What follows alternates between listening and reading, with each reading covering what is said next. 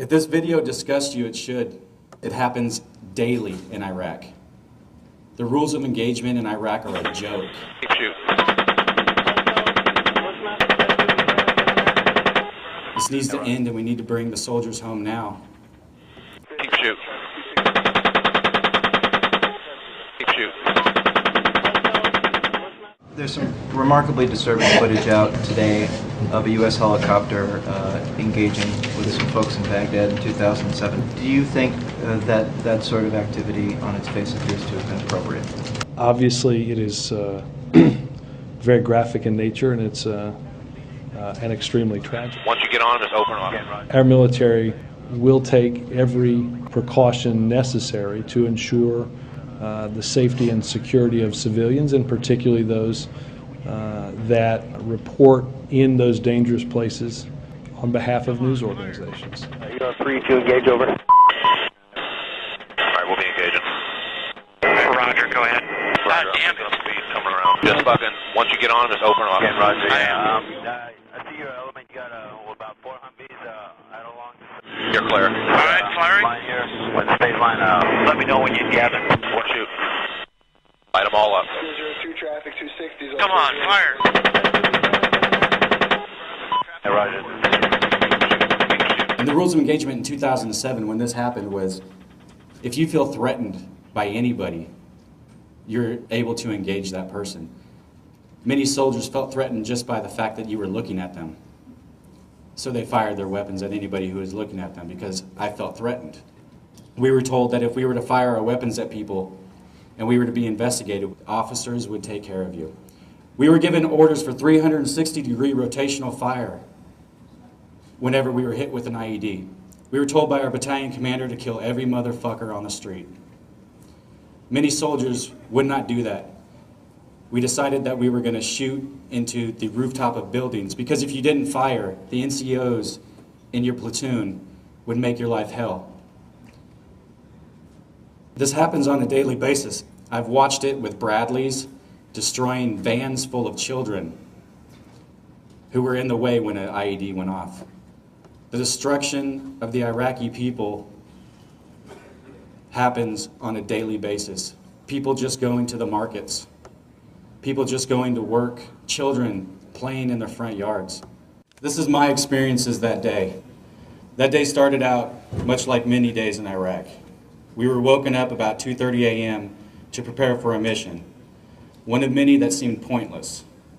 Our battalion commander called them Ranger Dominance, but many of the soldiers, such as myself, dubbed them Ranger Dumbass.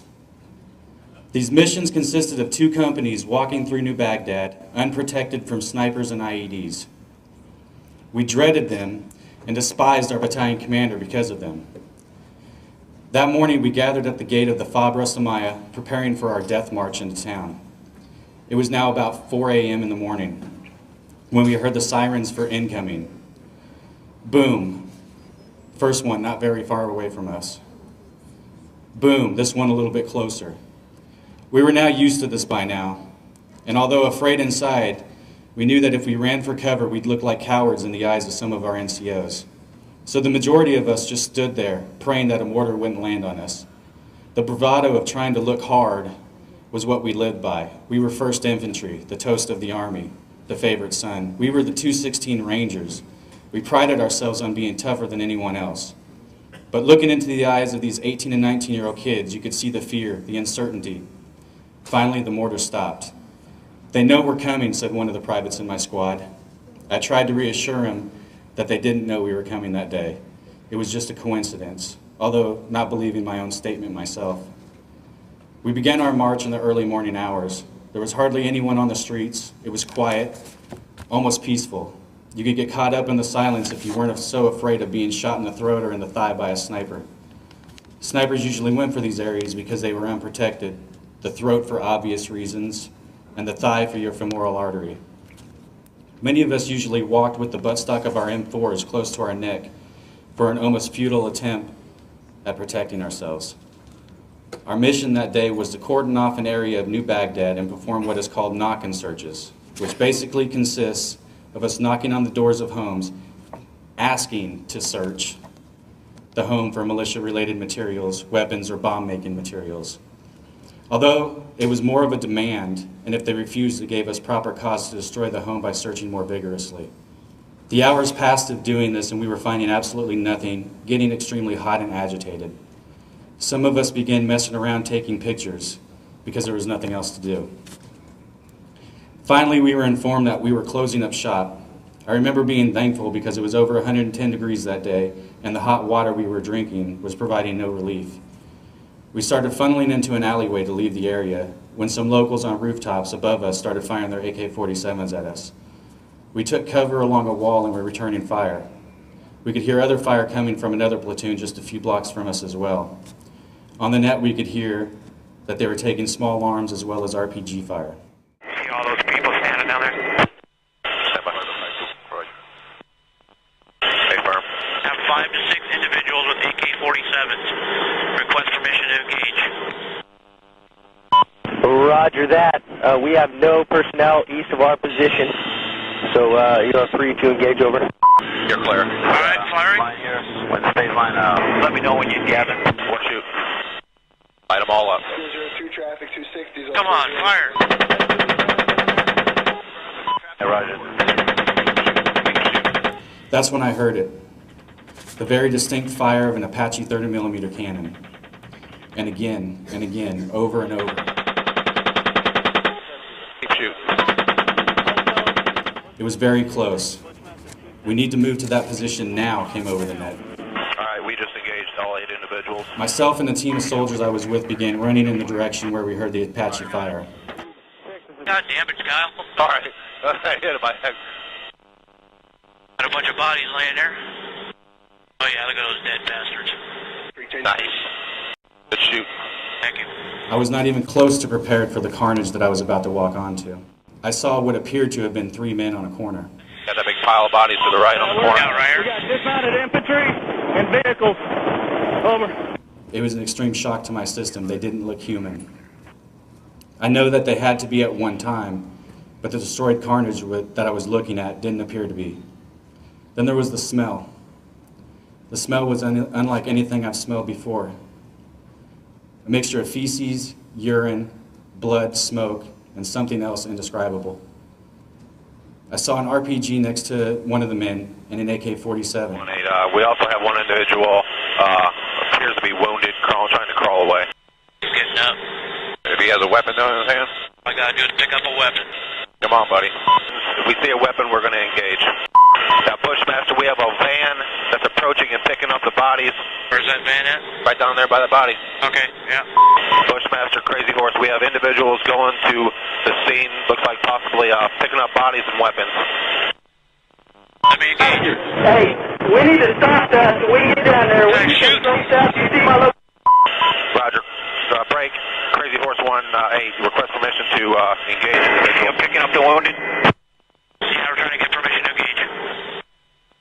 Come on, let us shoot. Bushmaster, Crazy Horse 1-8.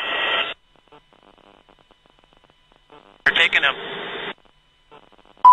Bushmaster, Crazy Horse 1-8. It's Bushmaster 7. Go ahead. Roger, we have a black SUV or bongo truck picking up the bodies. Request permission to engage. Bushmaster 7. Roger. This is Bushmaster 7. Roger. Engage. 1-8, engage. Clear. Come on. Clear. Clear. We're engaged as well. The van's disabled. Bud, shoot it. Oh, left. Clear left. Oh yeah, look at that, right through the windshield. Alright. Bushmaster There 6 was is approximately 4 to 5 individuals in that truck, so I'm counting about 12 to 15. All right, bring the trucks in. Cordon down this area off. Over 52 radio. Yes, Viper 52 departing zone 208 for zone 4. We call frequency. I just drove over a body. Yeah. Viper 52, report free chain zone 4. Maybe it was a visual illusion, but it looked like it. Oh, they're dead, so. Van that was engaged Looks like a kid. Over. Crying. I hear crying. Not cries of pain, but that of a small child who had just woken up from a horrible nightmare. Yeah, it looks like we got some slight movement from the van that was engaged. Looks like a kid. Over. I saw that there was a minivan, and the cries appeared to be coming from it. Myself and another soldier, a 20-year-old private, walked up to the passenger side van and looked inside. The private that I was with reeled back, began to vomit, and quickly ran away. What I saw when I looked in the van was a small girl about 4 years old on the passenger side of the bench seat. She had a severe belly wound and was covered in glass. Roger, we need to evac this child. She's got a wound to the belly. The glass was in her hair and also in her eyes. Next to her, half on the floorboard, with his head resting on the seat, was a boy about 7 years old. He wasn't moving, and from the severe wound to the right side of his head, my first thought was that he was dead. In the driver's seat was who I immediately concluded must have been these children's father by the way he was hunched over the children in a protective manner. There was no way that the father had survived. I immediately grabbed the little girl and screamed for a medic. The medic and myself went into a house behind the van. There was a local man hiding in fear in his kitchen of his home. I yelled out to him to help me. He stood up and quickly grabbed a bucket of water, which the medic and I used to clean the girl off. I pulled as much glass from the little girl's eyes as I could so that she can blink. The whole time thinking, fuck, what the fuck, these are babies. Hey, I need to get the brass to drop ramps. I got a wounded girl. We need to take the rest of mile. Roger, I've got 11 Iraqi KIAs, 1 small child wounded, over. Damn. Oh well. Oh, it's their fault for bringing their kids to a battle. That's right. See, my son was born May 31st, 2007. I had yet to see him. And I had a daughter who was barely older than this girl. The medic radioed in that the little girl needed to be evacuated because there was nothing else he can do here. I handed the child to the medic, who then ran the girl to a waiting Bradley armored vehicle. I walked back to the van. I don't know why, or what told me to go back to the van. There was just something making me go back to the van. I looked inside the van again. Did the boy just move?